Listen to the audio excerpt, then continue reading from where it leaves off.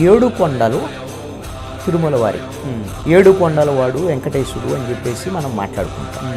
ఈ ఏడు కొండలకు సంబంధించినటువంటి మొత్తం కూడా శేషాచలం అడవులు ఇవన్నిటి కేంద్రంగా మొత్తం ఏడు కొండలు ఉంటాయి. అయితే రాజశేఖర్ రెడ్డి గారు 7 కొండలు లేవు, 10 కొండలు లేవు, కేవలము 2 కొండలు మాత్రమే తిరుమలకు సంబంధించినవి. మిగతా అన్నీ కూడా తిరుమలకి సంబంధించినటువంటి కావు అనేటువంటి విధంగా ఆయన మాట్లాడటము, ఆయన ఒక జీవో కూడా తీసుకువచ్చారు అనేటువంటిది ఒక చర్చ. ఆ నేపథ్యంలోనే, ఆ ప్రభుత్వ నిర్ణయము నేపథ్యంలోనే అక్కడ ఉండేటువంటి తిరుమలకు సంబంధించినటువంటి మొత్తము ఎవరైతే పూజారులు కానివ్వండి, లేకపోతే రాష్ట్ర వ్యాప్తంగా ఉండేటువంటి వెంకటేశ్వర స్వామి సంబంధించిన భక్తులు కానివ్వండి, ఈ 7 కొండలని 2 కొండలకే పరిమితం చేయటం అనేటువంటి అంశం మీద తీవ్రమైనటువంటి వ్యతిరేకత వచ్చింది.